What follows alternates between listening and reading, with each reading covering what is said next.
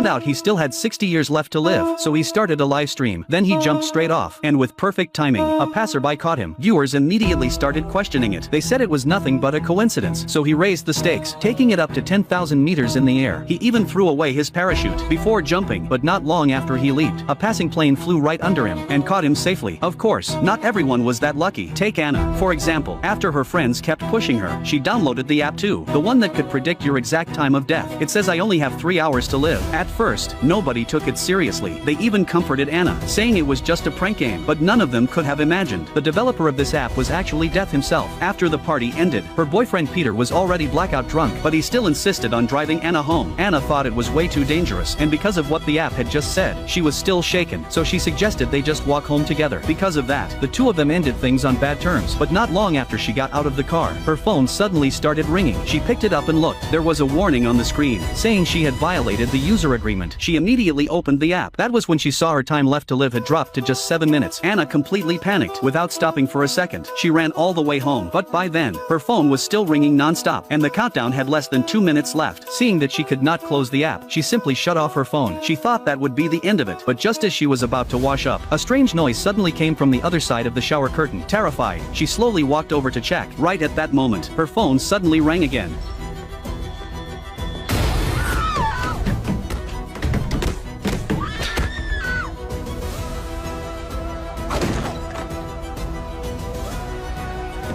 At the same time, Peter, who was driving drunk, got into a car crash. Luckily, his life was not in danger, but the creepy part was, a thick tree branch had pierced right through the passenger seat. In other words, if Anna had never gotten out of the car, she would have died an even worse death. It seemed death had already put a backup plan in place. Early the next morning, Peter was taken to the hospital. As he watched the news report on TV, and thought back to his girlfriend's bizarre death the night before, he had no choice but to believe the app was real. The nurse, Allie, could tell something was bothering him, so she kindly asked if he needed any help. Peter told her the whole strange story. He also refused to go through with the surgery scheduled for tomorrow, because according to the app, he had less than 20 hours left to live. Maybe that surgery was exactly what would cost him his life, but Allie was well educated, and she did not believe it at all. After all, it was just a minor surgery to put a metal plate in his leg. How could that possibly be life-threatening? So she comforted Peter, saying it was probably just a prank by the developer. She told him not to take it too seriously. Then she brought Peter back to his hospital room. During lunch break, Allie told her co-workers about what had happened. Out of curiosity, her co-workers downloaded the app too. Curly's countdown showed he still had 53 years left. The chief still had 57 years left to live, but when it was Allie's turn, she only had 2 short days left. At first, she still did not take it seriously, but what happened next would make her believe it completely. The time came to the next morning. Peter was already on the verge of a breakdown, because he only had 3 minutes left to live. In a panic, he tried to escape the hospital. Right then, his phone suddenly started ringing. The screen showed the same warning, saying he had violated the user agreement. Just as Peter was wondering what it meant, he suddenly saw in the mirror that behind him, there was a man dressed in black, but when he turned around, there was no one there.